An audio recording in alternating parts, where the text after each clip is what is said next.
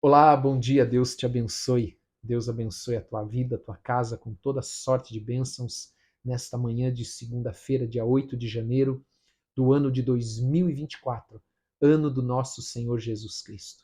Que Deus te abençoe. Este é o dia que o Senhor fez. Nele nós nos alegraremos, porque temos colocado nele a nossa esperança e depositado nele toda a nossa confiança.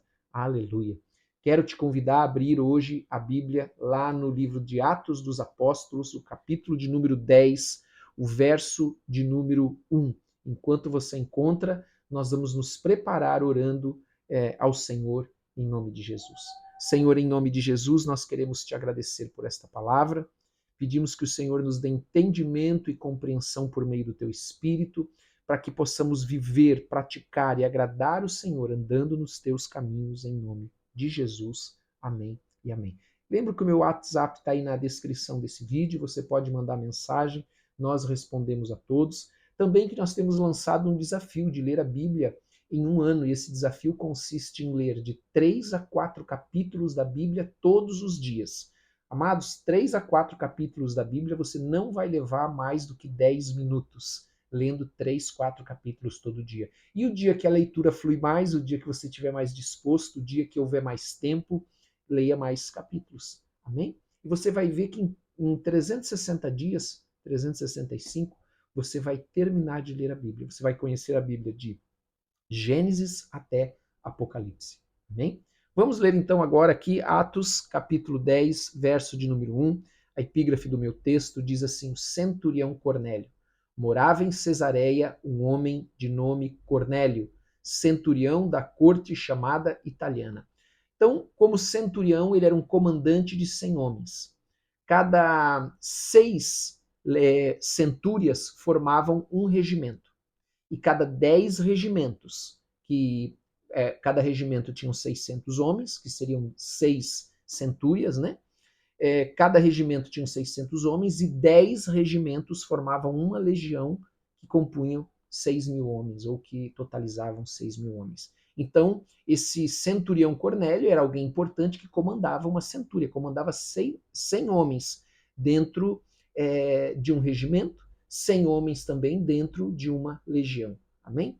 Piedoso e temente a Deus com toda a sua casa, e que fazia muitas esmolas ao povo, e de contínuo orava a Deus. Veja, essa palavra, piedoso e temente a Deus, de certa maneira é uma forma técnica dos judeus se referirem àqueles que abandonaram a religião pagã e que se voltaram como um adorador agora de Deus, do único Deus. Ele não era, nós vamos ver aqui, né, um judeu pleno, um prosélito, melhor dizendo, porque um gentil ele não poderia se tornar um judeu, ele se tornava um prosélito, é alguém que abandonou a religião pagã e se tornou adorador agora do único Deus, do verdadeiro Deus, seguindo os seus mandamentos, a sua palavra. Mas ele não era um prosélito completo, porque para ele ser um prosélito completo, ele deveria passar pela circuncisão e deveria também se abster de certos alimentos, que nós vamos ver aqui, ele não se abstinha. Amém? Então diz aqui a palavra: este homem observou claramente, durante uma visão, cerca da hora nona do dia, você já sabe que a hora nona do dia são 3 horas da tarde, um anjo de Deus que se aproximou dele. Então veja, um anjo de Deus se aproximou daquele centurião chamado Cornélio, porque ele era reconhecido pelas pessoas, ou seja, havia um testemunho inclusive das pessoas de que ele era um homem piedoso e temente a Deus. Amém? Havia um testemunho, as pessoas mesmo reconheciam que este Cornélio, este centurião Cornélio, era um homem piedoso e temente a Deus. E veja o que o anjo falou quando ele se aproxima de Cornélio. Cornélio, este fixando os olhos nele e possuído de temor, ou seja, Cornélio, quando viu aquele anjo, ele ficou com temor, ficou com medo. Perguntou: quem é, Senhor? E o anjo lhe disse: as tuas orações e as tuas esmolas subiram para a memória diante de Deus. Olha que coisa tremenda. Sabe o que ele está ensinando aqui para nós? Que a nossa oração, a nossa devoção, a nossa fé, a nossa bondade, lembrando que nós não somos salvos pelas boas obras, mas nós somos salvos para praticar as boas obras. A salvação ela é pela graça, pela fé no nome do Senhor Jesus Cristo e pela graça de Deus. Nós não podemos comprá-la, nós não podemos alcançá-la de outro modo a não ser por Jesus Cristo. Então nós somos salvos para as boas obras.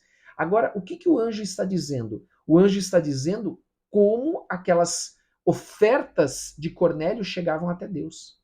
Amém? Chegavam até Deus, como ele recebia aquilo, como algo agradável, as orações, a devoção, a fé, a bondade. Então é assim que Deus nos vê quando nós andamos no caminho do Senhor e praticamos as boas obras, frutificamos, como nós falamos ontem na mensagem do bom, o melhor, do semeador.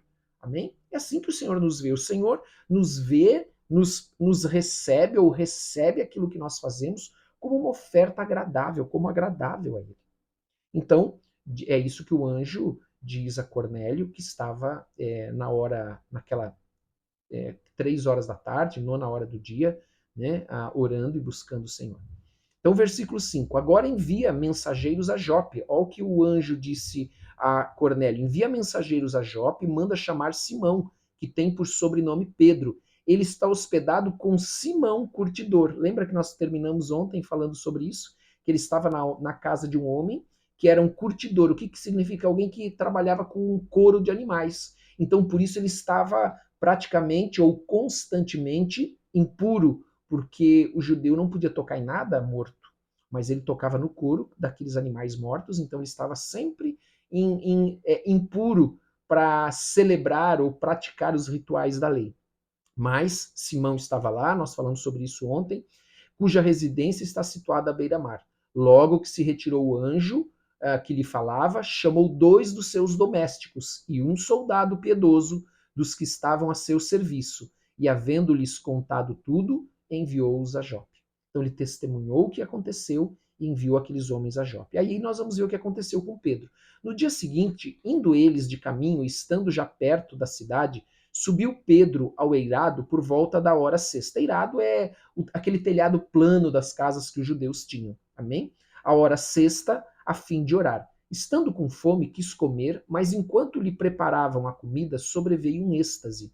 Então viu o céu aberto e descendo um objeto como se fosse um grande lençol, o qual era baixado à terra pelas 4 pontas, contendo toda sorte de quadrúpedes, a répteis da terra e aves dos céus. Veja, é muito importante isso porque isso significa que eram animais puros e animais impuros, ou também, como dizia a lei dos judeus, imundos, que haviam, como eu disse, restrições dietéticas aos judeus, que certos animais eles não podiam comer, estava tudo descrito na lei. Nós vemos ainda hoje, por exemplo, vou dar um exemplo, né? Um judeu mesmo, praticante, ele não come, por exemplo, presunto. Nada, nada disso. Ele não tem presunto na casa dele, ele não coloca presunto na boca. Por quê? Porque é um derivado do porco e o judeu não come carne de porco. Amém? E então o versículo 12 diz assim: ouviu-se uma voz que se dirigia a ele, levanta-te, Pedro, mata e come. Mas Pedro replicou, de modo nenhum, Senhor, porque jamais comi coisa alguma comum e imunda. Pedro talvez pensou que ele estivesse passando por uma prova. Então ele responde: eu nunca comi coisa comum e imunda, ainda que ele estivesse, como nós conversamos ontem e eu citei agora, na casa de uma pessoa que ela estava sempre num estado de impureza, por causa precisando se purificar, porque ele trabalhava com couro, com aquelas peles de animais mortos. Amém? Segunda vez a voz lhe falou: ao que Deus purificou, não consideres comum.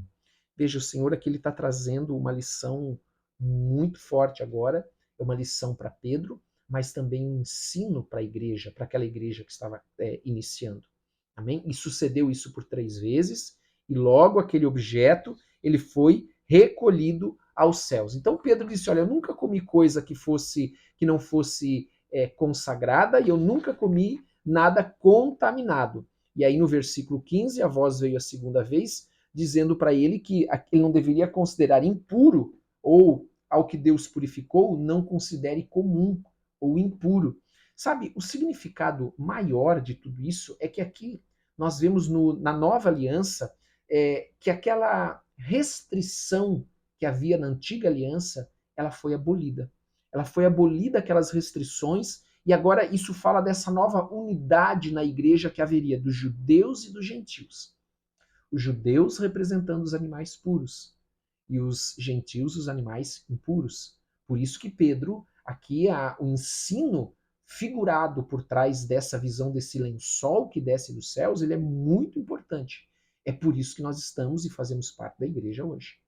Por causa dessa visão, dessa revelação que Pedro teve, que depois nós vamos ver, ele vai ter que se explicar à igreja em Jerusalém, por que que ele entrou na casa de um gentil, e ali essas pessoas então foram, você vai ver, batizadas com o Espírito Santo, enfim. Amém?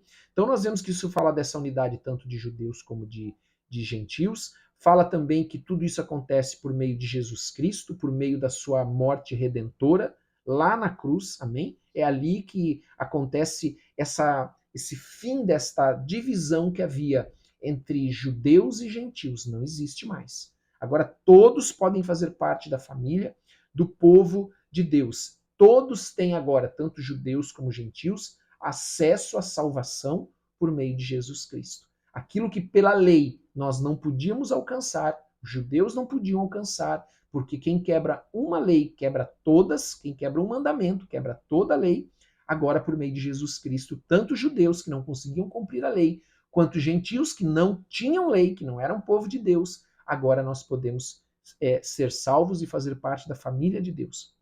Versículo 17, para nós terminarmos. Enquanto Pedro estava perplexo sobre qual seria o significado da visão, eis que os homens enviados da parte de Cornélio, tendo perguntado pela casa de Simão, pararam junto à porta. Veja, a orientação perfeita dada pelo anjo a Cornélio. E chamando, indagaram se estava ali hospedado Simão, por sobrenome Pedro.